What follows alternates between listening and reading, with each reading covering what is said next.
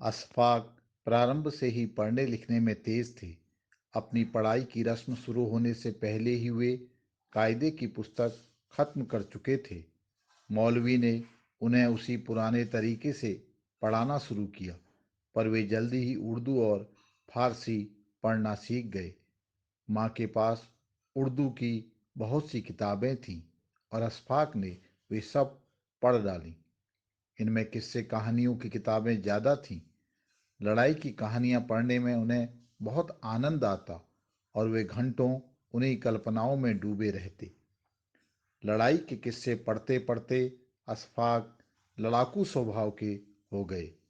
मौलवी जब उनसे बहुत परेशान होते तो वे उन्हें कान पकड़कर उठाते बैठाते, लेकिन इस पर भी अशफाक की शरारतें कम नहीं हुईं, तो मौलवी उन पर सख्त निगरानी रखने लगे। अब वे मौलवी के साथ ही दोपहर को जाते और शाम को मगरिब के वक्त तक उनके साथ रहते। बाहर लड़कों के खेलने की आवाज़ सुनकर अशफाक मन मसोस कर रह जाते। अशफाक के कोमल चेहरे पर उस समय जो भाव आता वह मौलवी से छिपा न रहता, पर शैतानी करने पर अशफाक को कड़ी सजा मिलती और मौलवी मानो अपनी विजय पर गर्व महसूस करते। मौलवी की इन सजाओं ने अशफाक के शरीर को बचपन से ही मजबूत बना दिया। मौलवी योग्य थे और उनको पढ़ाने का तरीका भी निराला था। गणित के वे विशेष जानकार थे, पर अशफाक पर उनकी शिक्षा का सबसे बड़ा प्रभाव यह पड़ा कि वे छोटी आयु से ही अंग्रेजियत के कट्टर विरोधी बन गए। अशफाक के ही शब्दों में वह सबक कम देते थे, मगर अंग्रेजी की तालीम का खाका बहुत उड़ाते थे और अंग्रेजी की दोस्ती को जहन्नुम जाने का जरिया समझते थे। अंग्रेजी पोशाक से सख्त नफरत थी और ऐसे ऐसे किस्से गढ़ गढ़ कर सुनाया करते थे कि जिनका महज नतीजा यह निकला कि हम लोग आज तक कोट पतलून पहनते हुए झिझकते हैं। गो कि अब अक्सर इस वक्त के दोस्तों के साथ बैठकर हंसते हैं, मगर अब पता चलता है कि जब प्यारे महात्मा गांधी ने भी वही तालीम दी कि देसी वज़ा रखो और विदेशी कपड़ा पहनो। प्यारे मौलवी साहब की बातें याद आईं। एंटी ब्रिटिश स्पिरिट, अंग्रेज विरोधी भावना उनमें ज़्यादा थी। शायद वो आज जिंदा होते तो खुश होते। मैं उनकी मर्जी के मुताबिक उनको मिलता, क्योंकि विदेशी ख्यालात मुझ में कुछ नहीं और अंग्रेजों के खिलाफ स्पिरिट भी है। अपने बचपन की मानसिकता का खुलकर जिक्र करते हुए अशफाक उल्लाह खां कहते हैं, मेरी माँ की तालीमी हालत अच्छी खासी थी और निहायत अक्लमंद थी। उन्होंने हम लोगों को ऐसी तरबियत दी कि आज हम जवान होने पर भी चारों भाई उनसे इतना डरते हैं कि उनके खिलाफ हुक्म कुछ भी नहीं कर सकते।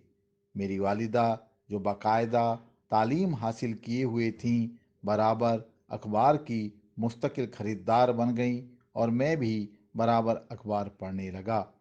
तब मैंने जाना कि मुसलमान और भी कहीं हैं, क्योंकि उस वक्त तक जुग्राफिया से नावाकिफ था और महज हिंदुस्तान को ही मुकम्मल दुनिया ख्याल करता था, जैसे मेढक कुएं को तसव्वुर करता है।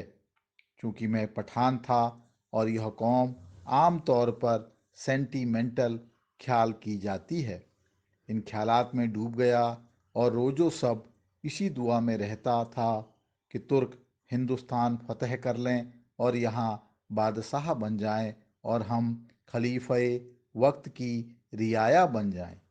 अंग्रेज से नफरत पैदा हो गई। मेरा तो यही ख्याल था कि यही बानिए फसाद हैं और इनकी हुकूमत ही नेस्तनाबूद होना चाहिए और इस तरह हो कि अफ़गानिस्तान या तुर्क लोग हमला कर दें और हम लोग इनसे बगावत कर दें। फिर इनकी सल्तनत दरहम बरहम हो जाएगी और हम बजाय ईसाइयों के मुसलमानों की रियाया हो जाएंगे। ईसाई सल्तनत खराब व खस्ता हो जाएगी। गरज कि मेरा उस वक्त का ख्याल आज मुझे बहुत जलील मालूम होता है कि हम एक हल्के गुलामी उतारकर दूसरे की गुलामी का जुआ अपने कंधों पर रखने में मुसर्रत सी महसूस करते थे। खैर, वह मेरी नासमझी का ज़माना था। हाँ, मेरा ख्याल उस ज़माने में या उसके बाद हिंदुओं के खिलाफ बहुत था और बात को बहुत हो गया था। चूंकि हमारी करम फरमा एक मास्टर साहब थे जिनका अगर मैं नाम लिखूंगा तो उन्हें मुफ्त में शर्मिंदगी हासिल होगी, और वह मेरे मास्टर थे। जब मैं गवर्नमेंट स्कूल में पढ़ता था तो वह हमेशा हिंदू मुस्लिम में बहुत फ़र्क करते थे, जो मैं अब कहूँगा कि उस्ताद का कमीनापन था, और यही लोग मुल्क के असल में दुश्मन हैं। मगर आज मेरा दिल ऐसा ही खुला हुआ एक हिंदू के लिए भी है जैसा एक मुसलमान के लिए। खैर, उस वक्त के लीडर अब भी इत्तेहाद इस्लामी पर आमिल हैं। गो कि एक हद तक मैं भी उनसे इत्तफाक करता हूँ कि भाई, समझने में कोई नुकसान नहीं, मदद करना हमारा फ़र्ज़ है, क्योंकि हम फैयाज़ मुल्क के फैयाज़ बासिंदे हैं। मगर किसी की हुकूमत अपने ऊपर कबूल करना हमारी पस्त हिम्मती और बदबख्ती है, यह किसी तरह हमारे सायाने शान नहीं। दुनिया में इनकलाब व तब्दीलियाँ कितनी तेज़ी से हुआ करते हैं। कल मैं क्या था और आज मैं क्या हूँ। कल मैं तुर्की की हुकूमत अपने ऊपर बायसे जद नाजो इफ्तिखार और जरिए बख्शिश समझता था, और आज बदतरीन जिल्लत। आज तो मैं हर विदेशी हुकूमत को बुरा समझता हूँ, और साथ ही साथ हिंदुस्तान की ऐसी जमहूरी सल्तनत को भी जिसमें कमज़ोरों का हक हक न समझा जाए, या हुकूमत के सरमाएदारों और ज़मींदारों के दिमागों का नतीजा हो, या जिसमें बराबर हिस्सा मज़दूरों और काश्तकारों का न हो, या बाहम इम्तियाज व तफरीक रखकर हुकूमत के कवानीन बनाए जाएं।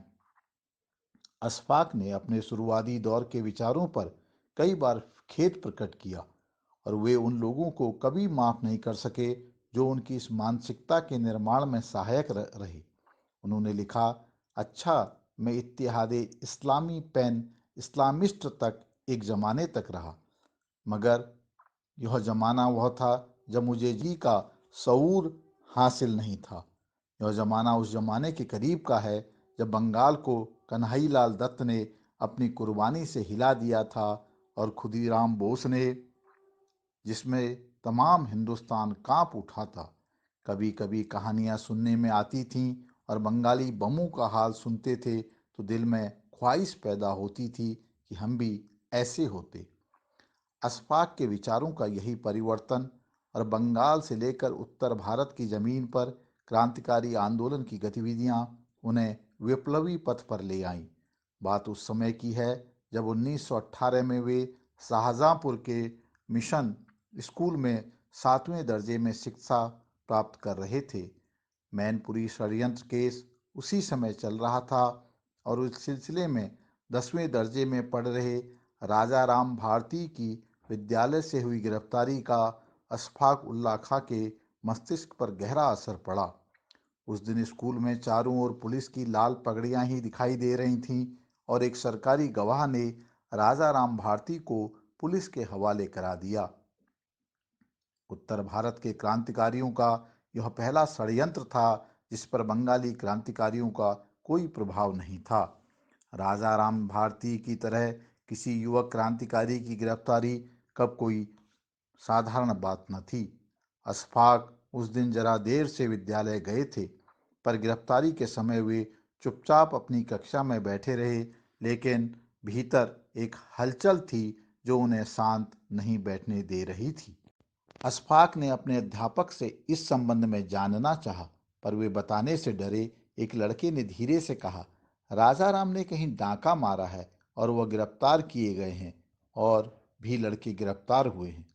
अशफाक को अब उत्सुकता हुई कि यह राजा राम कौन है। राजा राम को एक सीधे साधे और खामोश विद्यार्थी के रूप में जाना जाता था, और छात्र उनसे अधिक परिचित न थे। अशफाक की मुलाकात राजा राम जी से उनकी रिहाई के बाद हुई। पर उस दिन अशफाक को विश्वास नहीं हुआ कि राजा राम भी क्रांतिकारी हो सकते हैं।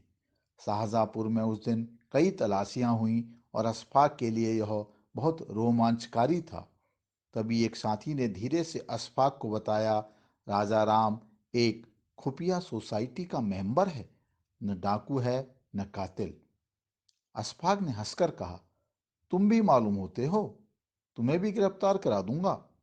सहपाठी ने बहादुरी से उत्तर दिया, मैं देश के लिए मरने को तैयार हूं। इतना छोटा वाक्य उसने कुछ इस तरह कहा कि अशफाक उसे जीवन भर भूले नहीं। अशफाक को उसी समय खबर लगी कि राम प्रसाद बिस्मिल की भी इस मुकदमे में पुलिस को तलाश थी, पर वे फरार हो गए थे।